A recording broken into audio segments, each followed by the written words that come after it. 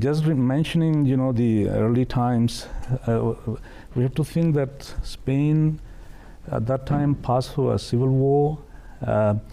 When General Franco was ruling, other non-Catholic sects, Protestants, evangelists, Christian sects were persecuted.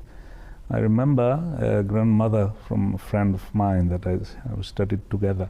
She used to tell me that she belonged to a group which was the Catholic Action Female. So they were instructed by the government at that time that go to those places where there are Protestants whatsoever and disturb them, promote whatever riot you can, because they weren't allowed. So the situation of my father at that time was, quite critical. He also used to write letters to General Franco, the then head of state, and he usually always wrote him back, but he got a very positive answer for one of his letters, in which he sent this book, The Philosophy of the Teaching of Islam, and he also expressed his gratitude and gave a very positive opinion. My father kept always this letter with him. He had this letter in his pocket, actually. And many times he got in trouble because of his tabligh. So whenever he was arrested or he was questioned by the police, he showed them the letter. So the police had no arguments, and he always let him go. In the early 70s, he started a public periodical publication that was called Bulletin Ahmadiyya. It means Ahmadiyya Bulletin. And I used to help him this task.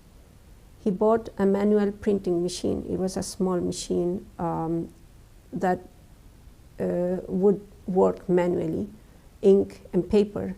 And we started publishing initially hundreds of issues that would gradually increase to a few thousand, 3,000, 4,000, 5,000. And it was basically monthly or maybe every other month. This bulletin was distributed regularly among all levels of society, including government members, politicians, distinguished people, ambassadors, clergymen, professors, just name it. All levels of society. In this regard, I remember on one occasion, the late Dr. Abdul Salam came to our house, and he brought with him the dean of the University of Madrid. The dean, when he came to our house, we have a small flat at that time and nothing special. He was kind of distant, wondering where he was.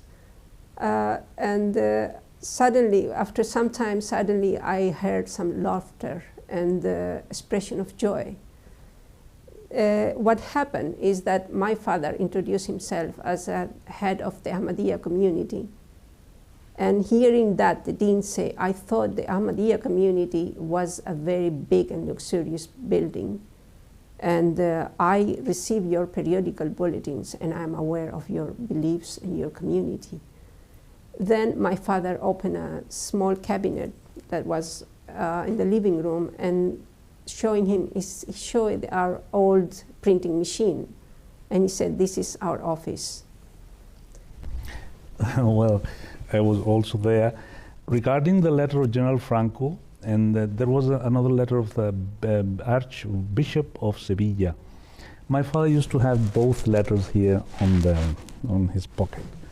So he was arrested, banned again, go to prison, and he used to show these letters because textually, that what General Franco said was, he sent a book about Islamic Sulki philosophy. He said, his reading has been very rewarding for me, and I thank you with all my heart. And the bishop said that I agree with you in all those values that separates man from materialism, and this help to go near God.